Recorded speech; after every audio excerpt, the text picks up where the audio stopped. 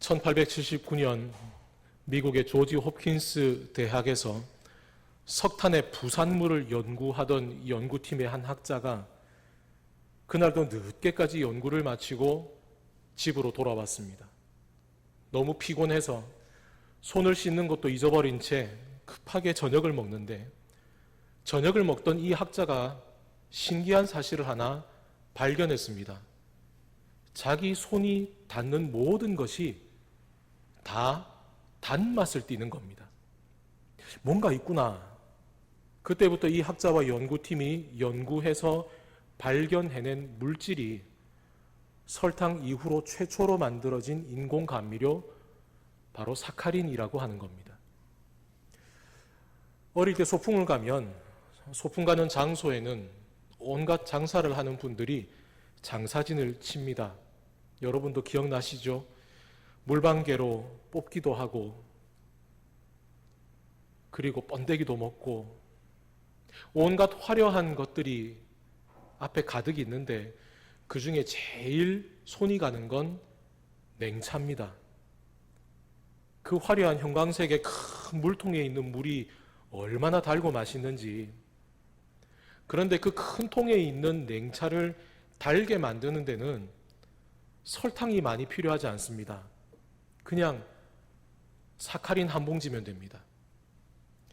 1879년도에 만들어져서 제1차 세계대전 때 설탕이 필요할 때 사카린은 서구에 큰 도움을 줬죠. 그리고 6.25 전쟁 이후에 우리나라에도 설탕이 부족할 때 사카린은 집집마다 없어서는 안 되는 필수품 중에 하나였습니다.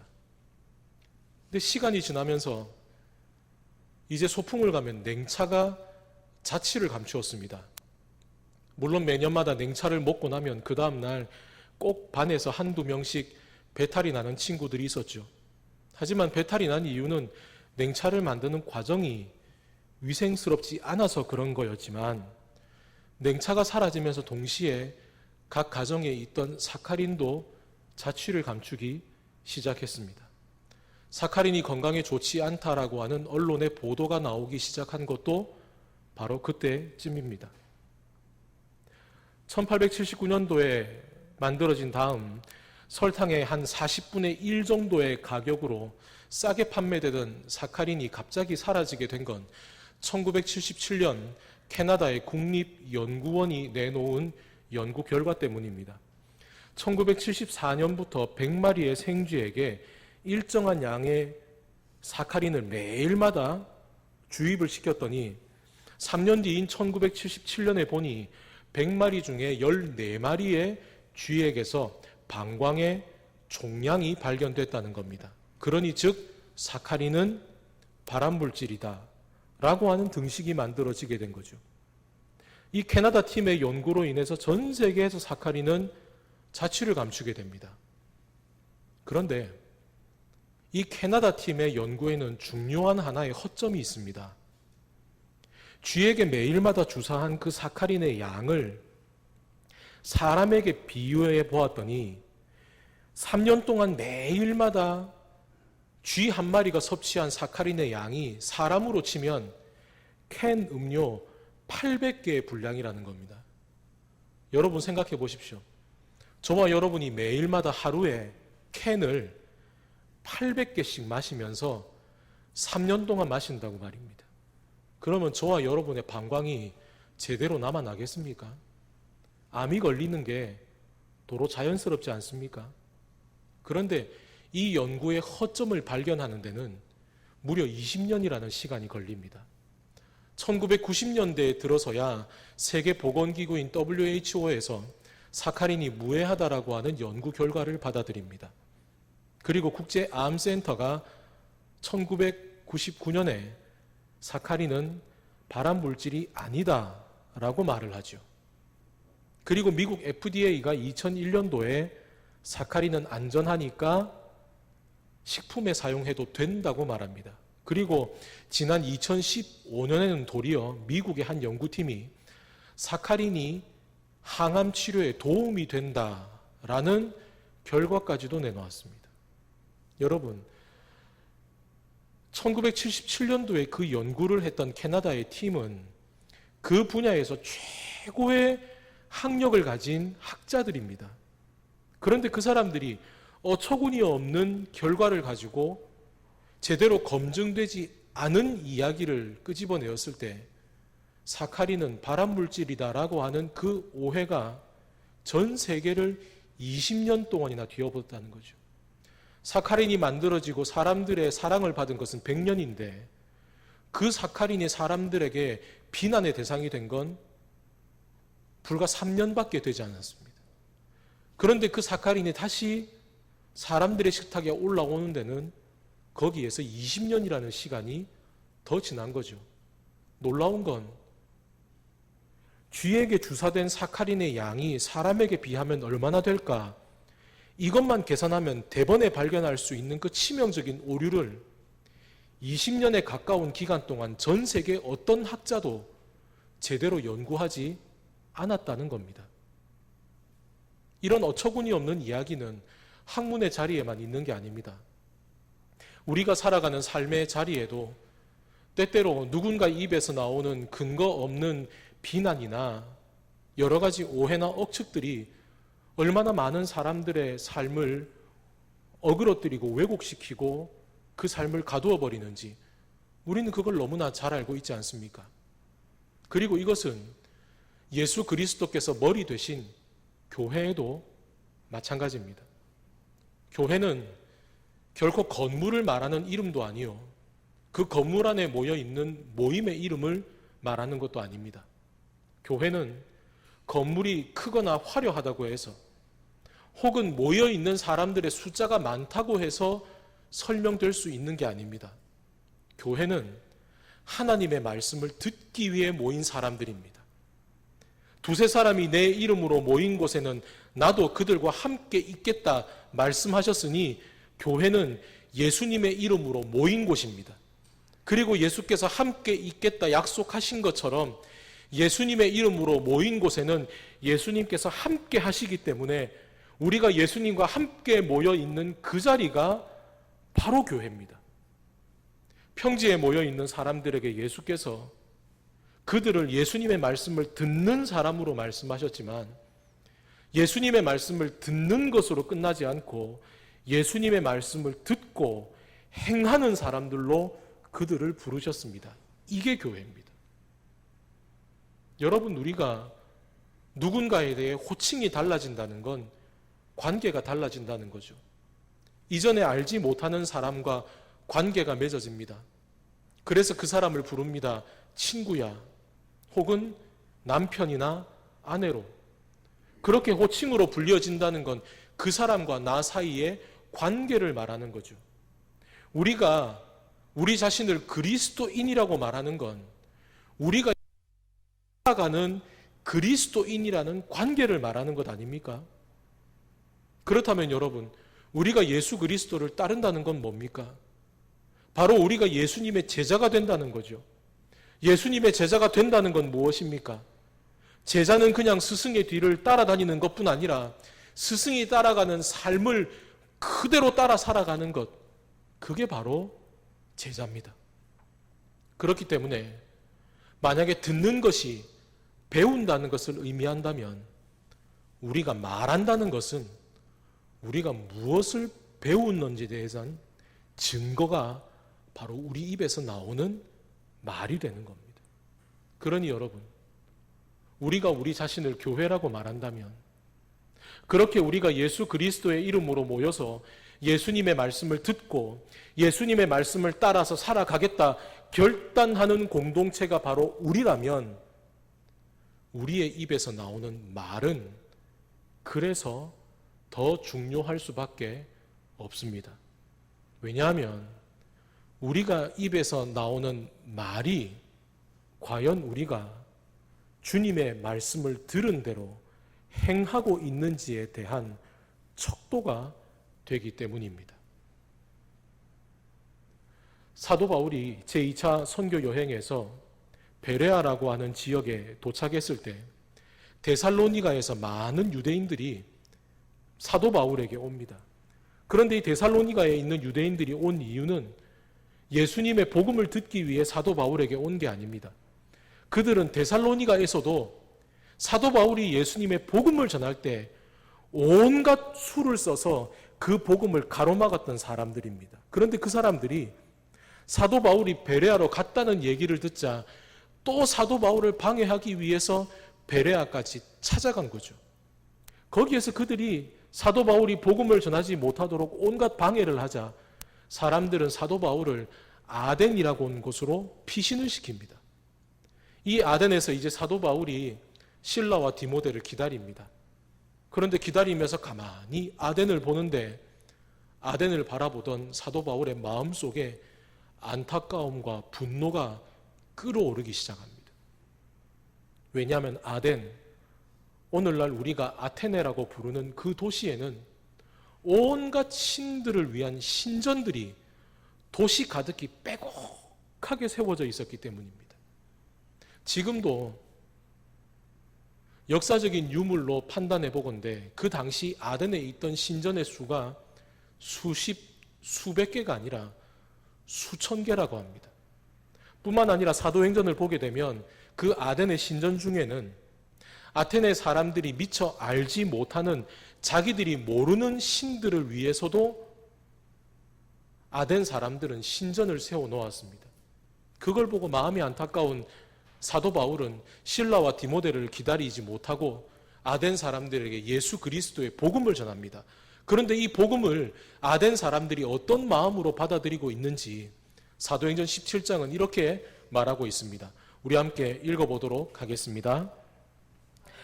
바울이 아덴에서 그들을 기다리다가 그 성에 우상이 가득한 것을 보고 마음에 격분하여 회당에서는 유대인과 경건한 사람들과 또 장터에서는 날마다 만나는 사람들과 변론하니 어떤 에피쿠로스와 스토아 철학자들도 바울과 쟁론할세 어떤 사람은 이르되 이 말쟁이가 무슨 말을 하고자 하느냐 하고 어떤 사람은 이르되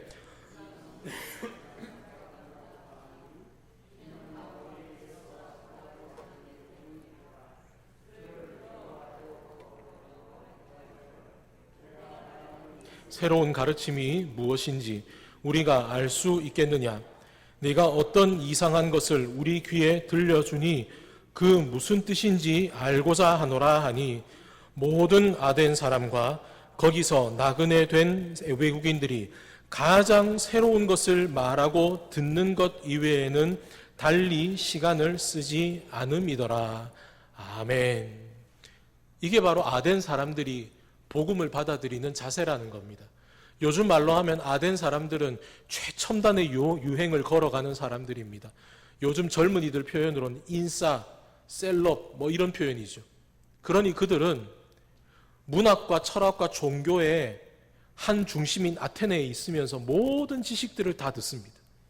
뭐라도 하나 새로운 게 나오면 이게 무엇인가 관심을 가지고 듣습니다.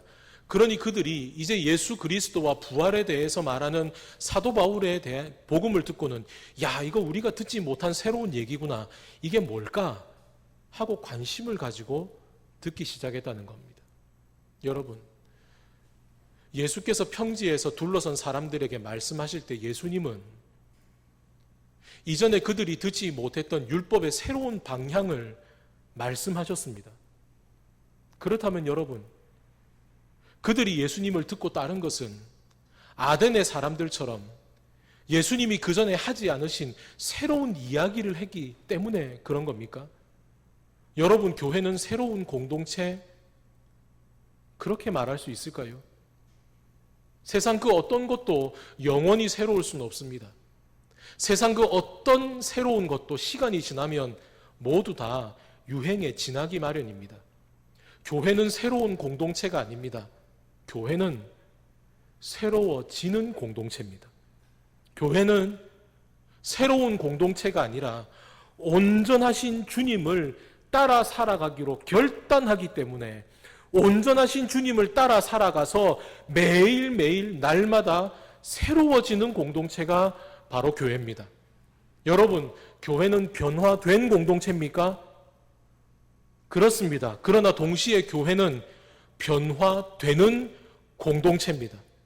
교회는 그렇게 온전함을 따라 나아가는 그것이 바로 교회이고, 내가 주님을 따라 날마다 새로운 삶의 자리로 살아가겠다, 듣는 삶에서 멈추지 않고 주님의 말씀을 따라 살아가겠다 결단하는 사람들이 모여있는 공동체가 바로 교회라는 사실이죠.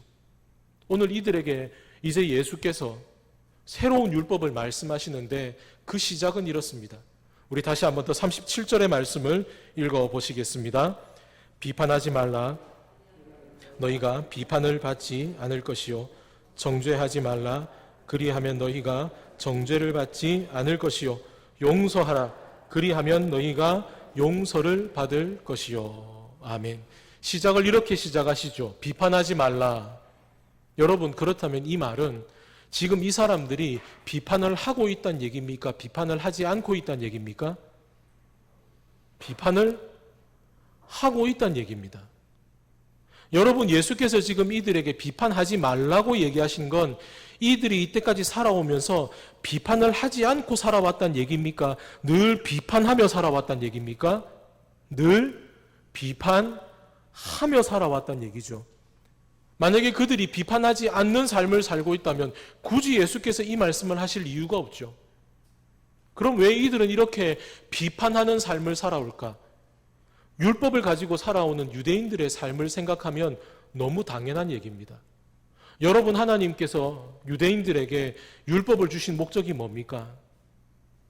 율법을 통해서 살아가는 게 아니라 하나님의 기준을 따라 살아가는 것, 그것을 가르쳐 주시는 것, 그리고 하나님의 기준을 따라 살아가면서 제자가 스승에게서 배워가며 스승을 닮아가는 것처럼, 자녀가 부모의 발걸음을 따라가며 부모를 닮아가는 것처럼 율법을 통해서 내 기준이 아니라 하나님의 기준을 따라가면서 하나님을 닮아가기 원하는 것, 그것이 바로 유대인들에게 율법을 주신 하나님의 목적이신 거죠. 그런데 이스라엘 사람들은 율법을 어떻게 취급합니까? 그 율법을 주신 하나님의 원래의 뜻을 깨닫기보다는 그 율법을 감싸고 있는 문자적인 조항을 지키려고 했습니다. 분명히 그릇 안에 담겨 있는 내용물이 중요한데 그 내용물에는 관심이 없고 어떻게 하든 그 그릇만 깨끗하게 닦는 겁니다. 안에 있는 내용물이 썩어가든 말든 그것은 관심 없이 그냥 그 그릇만 먼지 한 돌 없이 날마다 쓸고 닦고 하는 겁니다. 그러니 그들에게 이 율법의 조항은 날마다 비판거리가 되는 겁니다. 너 왜 이렇게 못 사니? 너 왜 이건 못 지키고 사니? 그러니 여러분, 바리새인들이 예수님의 제자들을 비판하는 근거가 뭡니까?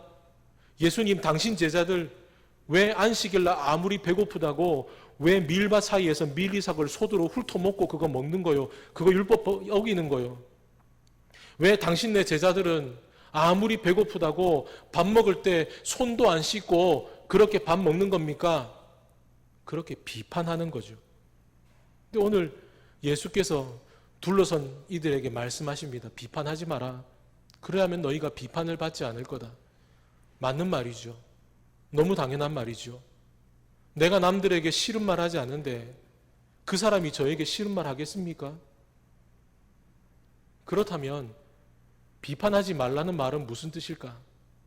싫은 말 하지 말고 그냥 입 꾹 다물고 있는 게 비판하지 말라는 뜻일까? 그렇게 생각한다면 예수님의 말은 앞뒤가 맞지 않습니다. 왜냐하면 예수께서는 곧 이어지는 구절에서 이렇게 말씀하시기 때문이죠. 우리 함께 41절 42절의 말씀을 읽어보시겠습니다. 어찌하여 형제의 눈 속에 있는 티는 보고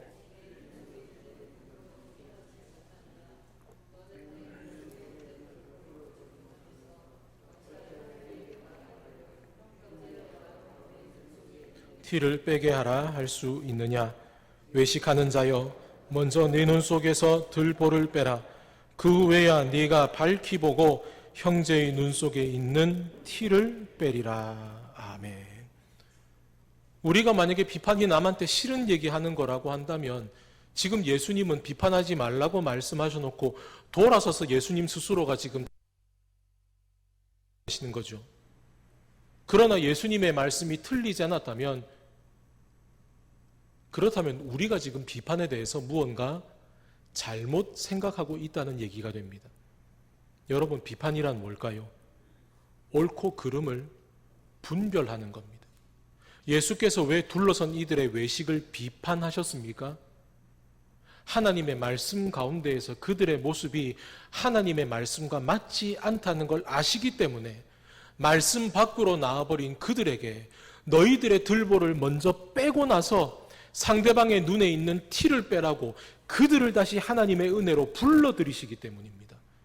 여러분, 비판은 필요합니다. 우리가 믿음으로 세상을 올바로 바라보고 우리가 주님의 말씀 가운데 진리로 옳고 그름을 판별해서 그 진리 가운데에서 빗나가고 있는 이에게 그 길이 잘못되었다는 것을 이야기해주고 그 사람으로 하여금 하나님의 은혜 안으로 다시 돌아오게 하는 비판은 필요합니다. 그렇다면 오늘 예수께서 비판하지 말라고 말씀하시는 그 비판은 바로 이런 비판이 아니란 얘기입니다. 그럼 이건 무엇을 말하는 걸까? 오늘 우리가 읽은 본문 37절에서 비판하지 말라, 여기에 이 비판이라는 말의 뜻은 옳고 그름을 분별하는 비판이 아니라 분별하지 않고 덮어놓고 남을 비난하는 걸 말합니다. 괜히 미운 사람이 있죠. 까닭 없이 미운 사람, 아니면 때로는 까닭이 있어서 미운 사람, 그런 사람이 있으면 그 사람 행동 하나하나가 마음에 안 들어서 그 사람에 대해서 비난하게 됩니다. 때로는 그 사람이 왜 그 일을 하는지에 대해서 제대로 진위도 확인하지 않은 채 내 판단대로 그냥 잘못됐어 하고 말하기도 합니다. 때로는 내가 직접 확인하지 않아도 남이 들은 말대로 그럴 줄 알았어, 그렇게 잘못된 소문을 퍼뜨리기도 합니다. 그 사람은 문제야, 잘못됐어, 정죄합니다. 그런데 여러분, 이 정죄한다는 것이 왜 무서울까요? 여러분, 우리를 재판하실 수 있는 분이 한 분이 계시다면 그분은 누구입니까? 하나님이십니다. 그런데 우리가 누군가에게 당신 잘못됐어 라고 그 사람에 대해서 심판할 수 있다면 그것만으로도 나는 지금 나의 자리를 하나님의 자리에 올려놓는 교만한 삶이라는 이야기이지요. 그렇기 때문에 사도 바울은 로마서의 편지를 통해서 이 편지를 읽는 그리스도인들에게 이렇게 말합니다. 우리 함께 로마서의 말씀을 읽어보도록 하겠습니다. 그러므로 남을 판단하는 사람아, 누구를 막론하고 네가 핑계하지 못할 것은 남을 판단하는 것으로 네가 너를 정죄함이니 판단하는 네가 같은 일을 행함이니라. 이런 일을 행하는 자에게 하나님의 심판이 진리대로 되는 줄 우리가 아노라. 이런 일을 행하는 자를 판단하고도 같은 일을 행하는 사람아, 네가 하나님의 심판을 피할 줄로 생각하느냐. 아멘. 또한 사도 야고보는 야고보 편지를 통해서 이와 같이 말합니다. 우리 함께 읽어보도록 하겠습니다. 형제들아, 서로 비방하지 말라. 비방하는 자나 형제를 판단하는 자는 곧 율법을 비방하고 율법을 판단하는 것이라. 내가 만일 율법을 판단하면 율법의 준행자가 아니요 재판관이로다. 입법자와 재판관은 오직 한 분이시니 능히 구원하기도 하시며 이웃을 판단하느냐. 아멘. 사도 바울과 사도 야고보가 이 보낸 편지를 통해서 말하는 판단이라는 단어, 그리고 비방이라는 단어는 예수께서 말씀하신 비판이라는 단어와 뜻을 같이 하는 단어들입니다. 다른 사람을 근거 없이 혹은 덮어놓고 비난하거나 그에 대해서 함부로 말하거나 잘못된 소문을 퍼뜨리거나 그에 대해서 짐짓 정죄하지 마라. 그런데 여러분, 예수께서 주위에 둘러선 이들에게 이 말씀을 하실 때 예수님의 이 말씀을 듣는 사람들이 하나님에 대해서 아무것도 모르는 사람들입니까? 그들은 모두 하나님의 율법이 어떤 것인지를 잘 아는 사람들이고 그 중에는 심지어 나는 이제부터 예수님의 제자가 되겠다 결단하고 또한 예수님에 의해서 제자로 세워진 사람들도 있습니다. 그렇다면 여러분, 사도 바울과 사도 야고보를 통해서 이 말씀을 들은 사람들은 누굽니까? 이들은 모두 다 초대교회의 교인들, 즉 그리스도인들입니다. 이것이 무엇을 말하는 것일까요? 예수님의 말씀을 듣고 예수님의 말씀대로 살아가겠다 결단하며 살아가는 그 시대의 그리스도인들 가운데에도, 그 공동체 가운데에도 다른 사람을 비난하고 헐뜯고 정죄하는 일들이 비일비재했다는 겁니다. 여러분, 교회는 건강하게 비판하는 곳이 되어야 합니다. 그러나 교회가 진리 안에서 비판의 능력을 상실해버린 채 비난과 그리고 정죄의 공동체가 되어버리면 교회의 생명력은 사라져버릴 수밖에 없습니다. 그렇다면 이 무서운 사실 앞에 우리 교회는 자유로울까요? 작년에 등록하신 새가족 가운데 한 분이 교회를 나오지 않기 시작했습니다. 그리고 곧이어 제 귀에 구체적인 몇 사람의 이름과 함께 이분들 때문에 이 새가족이 마음의 상처를 받아서 교회에 나오지 않는다는 이야기를 들었습니다. 제가 이 새가족을 신방을 했습니다.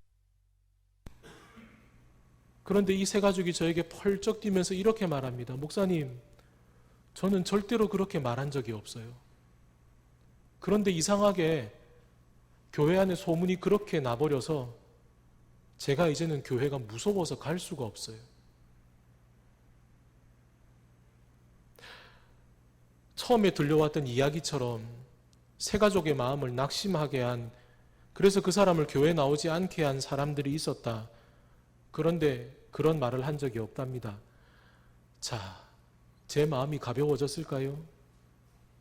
아니요. 갈 때보다 돌아올 때 제 마음이 더 무거워졌습니다. 근거 없는 비방이, 있지도 않은 이야기가 교회 가운데 이렇게 퍼지고 있다는 것에 저는 사도 바울이 로마서를 통해 이야기했던 부분, 사도 야고보가 야고보서를 통해 권면하고 경고했던 그 아픔이 우리 교회 안에도 여전히 있다는 것을 깨달았기 때문입니다. 오늘날 교회에 대해서 많은 사람들이 오해와 편견을 가지고 있습니다. 그러나 그들의 오해와 편견을 가만히 거슬러 보면 그 오해와 편견의 시작에는 우리가 비판을 상실해버린 채 그저 비난과 정죄로 서로의 삶에 상처를 주었던 부끄러운 교회의 모습이 그 원인이 되었다는 것, 그것을 우리는 결코 부인할 수 없다는 사실입니다. 우리가 읽은 누가복음 6장의 본문 가운데 31절은 이렇게 말합니다. 우리 함께 31절을 읽어 보십시다. 남에게 대접을 받고자 하는 대로 너희도 남을 대접하라. 아멘. 이 구절을 사람들은 황금률이라고 말합니다. 혹시 들어보셨습니까? 황금률, 즉 기준이요 법칙인데, 황금, 다른 어떤 것보다도 가장 중요한 법칙이랍니다. 그런데 남에게 대접을 받고자 하는 대로 너희도 남을 대접하라, 이 구절이 성경 가운데 다른 어떤 구절보다도 가장 중요한 원칙이랍니다. 저는 궁금했습니다. 왜 이 구절이 황금률이 되었을까? 이 구절이 황금률이 되었던 것은 비단 이 구절이 성경에서뿐 아니라 다른 종교들의 경전에도 그리고 다른 문화에도 등장하기 때문입니다. 유교하면 떠오르는 대표적인 인물인 공자에게 어느 날 공자의 제자가 이렇게 질문했습니다. 제가 평생 동안 실천해야 할 것 한 가지가 있다면 스승님, 그것이 무엇이겠습니까? 공자가 대답합니다. 자신이 원하지 않는 일은 남에게 시키지 말라.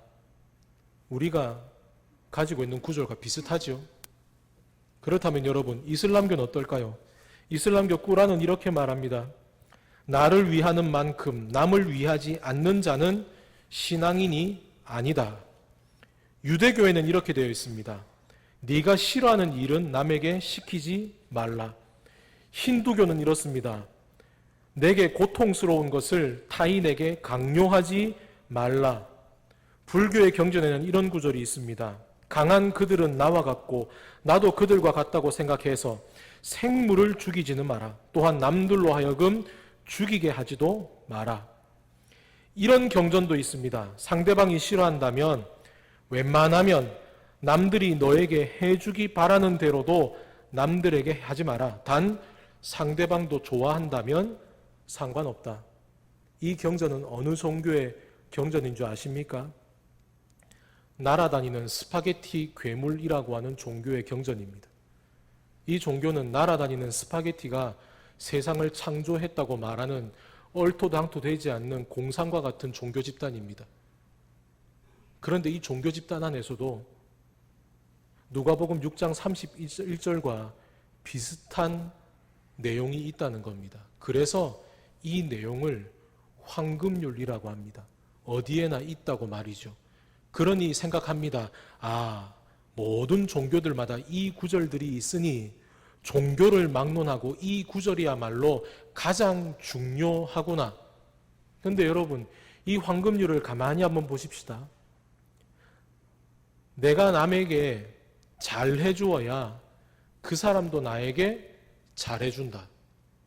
뒤집어 말하면 남이 나에게 잘해주지 않으면 나도 굳이 그 사람에게 잘해줄 필요가 없다. 이게 바로. 그렇다면 여러분, 이 다른 종교가 가지고 있는 황금률이 예수께서 말씀하신 복음과 내용이 같습니까? 예수님은 정반대를 말씀하시죠. 남이 너에게 잘 못 대하더라도 너는 그에게 선하게 대하라 라고 말이죠. 그렇다면 여러분, 비판하지 마라. 비판받지 않기 위해서 여러분, 우리가 다른 사람에게 비판받지 않기 위해서 우리가 다른 사람을 비판하지 않아야 되는 겁니까? 우리가 다른 사람에게 정죄받지 않기 위해서 우리가 다른 사람을 정죄하지 않아야 됩니까? 이게 신앙입니까? 아닙니다. 앞서 예수께서 말씀하신 황금률이 다른 종교의 황금률과 다를 수밖에 없는 것은 예수님의 가르침이 이 땅 가운데 사람과 사람 사이의 관계에만 국한된 것이 아니기 때문입니다. 오늘 여러분, 우리가 읽은 이 37절의 말씀을 가만히 우리 다시 한 번 더 보십시다. 이렇게 시작합니다. 비판하지 말라. 그리하면 너희가 비판을 받지 않을 것이요. 근데 여러분, 여기서 한번 보십시오. 너희가 비판을 받지 않는데 누구에게서 비판을 받지 않는지 그 대상을 예수께서는 말씀하지 않으셨습니다. 그 말은 지금 우리가 누군가에 대해서 비판을 하지 않으면 그 사람이 나에게 비판하지 않는다는 얘기가 아니라는 겁니다. 그렇다면 여기에 나타나 있지 않는 그 비판은 누구일까요? 여기에 생략되어 있는 괄호 안의 인물은 누구일까요? 바로 하나님입니다. 비판하지 마라. 그리하면 하나님께서 너를 비판하지 않으실 것이다. 네가 단순히 다른 사람에게 비난받지 않기 위해서 네가 그 사람을 비난하지 않는 게 아니라 네가 만약에 다른 사람을 비난한다면 다른 사람에게 대해서 네가 쏟아내는 그 비난에 대한 책임과 심판은 네가 그 사람에게서가 아니라 오히려 하나님으로부터 너는 심판받게 될 것이다. 그것이 바로 오늘 이 구절 가운데 예수께서 둘러선 모든 이들에게 주시는 하나님의 새로운 율법이라는 겁니다. 사랑하는 여러분, 우리가 이 말씀을 한번 곰곰이 우리의 삶에 되새겨 보십시다. 우리가 만약에 누군가에 대해 근거 없이 비난하고 그를 정죄한다면 하나님께서 그런 우리 비난에 대해서 우리를 심판하실 때 우리는 무엇이라고 말하겠습니까? 만약 우리 교회 공동체가 올바른 비판의 공동체가 아니라 비난과 정죄의 공동체가 되어버린다면 이 시간 우리가 주님 앞에 주님 임재하여 주시옵소서라고 간절하게 기도하는데 정작 우리 가운데 임재하신 주님께서 비난과 정죄로 가득한 우리 교회에 대해서 우리를 심판하신다면 우리는 그 주님 앞에 도대체 무엇을 말할 수 있다는 말입니까? 디지털 카메라가 만들어지기 이전에 필름 카메라가 있었죠. 필름 카메라와 디지털 카메라의 차이 중에 하나는 사진을 찍고 나서 확인하는 속도입니다. 디지털 카메라는 찍으면 바로 확인할 수 있지만 카메라는 찍고 난 다음에 그 필름을 맡겨서 현상하고 인화할 때까지 기다려야 되죠. 그런데 사진을 확인할 수 있는 속도와 함께 이 두 카메라가 가지고 있는 또 하나의 차이는 찍을 수 있는 용량입니다. 디지털 카메라는 아무리 찍어도 모자라지 않습니다. 요즘 여러분 스마트폰도 마찬가지죠. 요즘 스마트폰은 여러분 가만히 버튼 누르고 있으면 두두두두두 무슨 기관총 쏘는 속도만큼이나 그냥 막 찍습니다. 그 중에 한 장 내 마음에 드는 거 고르면 되죠. 근데 여러분 우리 필름 카메라 쓸 때 어떻게 합니까? 필름 끼워 놓으면 24판짜리 36판짜리 아까워서 함부로 못 찍습니다. 조리개 잘 조절해서 조심조심 한 장 한 장 찍습니다. 여러분 지금 오늘 예배 마치고 난 다음에 여러분의 스마트폰을 한번 보십시오. 여러분 그 스마트폰 속에 찍혀 있는 그 수많은 사진들 가운데 절대로 지우면 안 될 사진이 몇 장이나 있는지 한번 보십시오. 혹 오히려 지금 그냥 지워버려도 괜찮을 음식이나 풍경이나 그저 그런 사진들이 여러분의 스마트폰을 오히려 채우고 있지는 않습니까? 여러분 한 주간 우리가 우리의 입 밖으로 내었던 말들을 가만히 한번 담아 보십시다.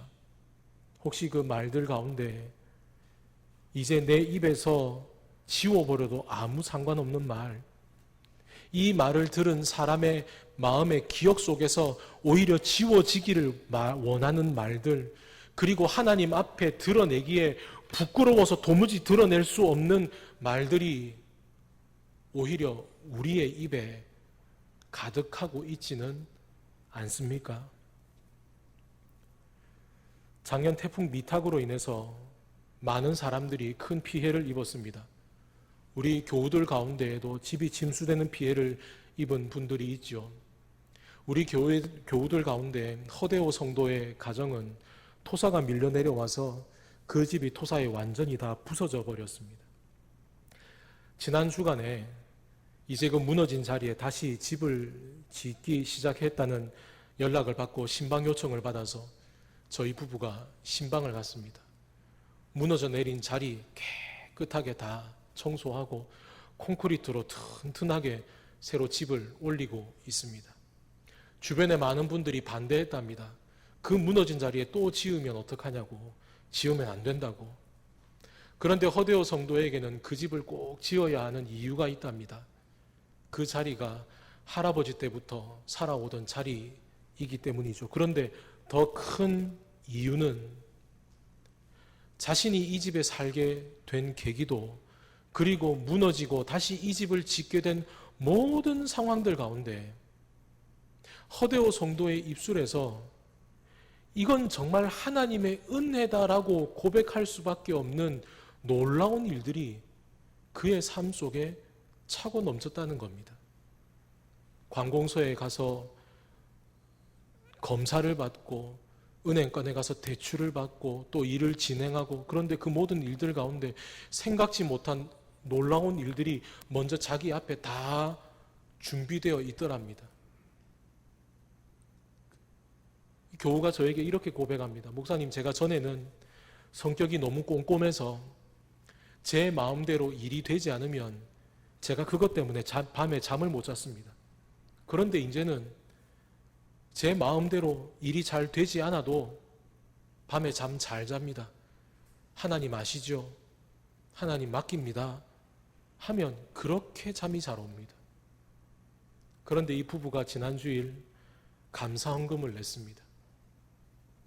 이제 신앙생활한 지 얼마 안 되는 이 믿음의 부부가 감사헌금을 냈는데 그 봉투에 적혀 있는 감사의 제목이 이렇습니다. 주님, 헌 집을 잃어버리게 하시고 새 집을 짓게 하심을 감사합니다.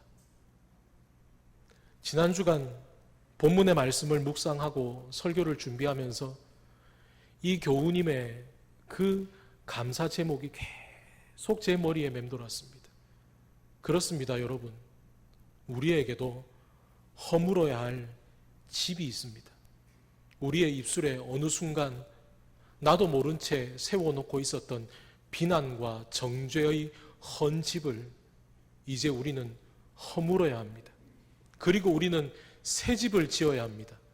우리는 온전하신 주님을 우리의 삶 가운데 모시고 동행하며 살아가는 교회된 인생이기에 결코 비난과 정죄의 헌 집에 우리는 주님을 모실 수 없습니다.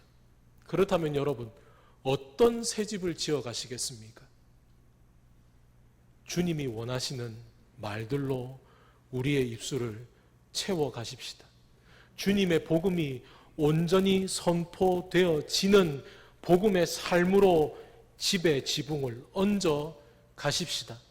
이 땅 가운데에서 하나님의 능력이 그리고 하나님이 원하시는 그 말씀들을 온전히 우리의 입술을 통해 흘려보내며 이 땅 가운데 복음의 향기를 활짝 드러낼 수 있는 창문을 만들어 그 창문을 열어놓읍시다.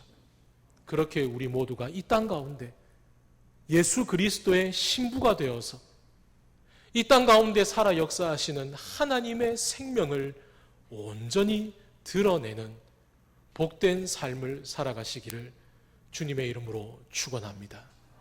이 시간 우리 하셔서 우리 믿음의 결단으로 함께 찬양하시겠습니다.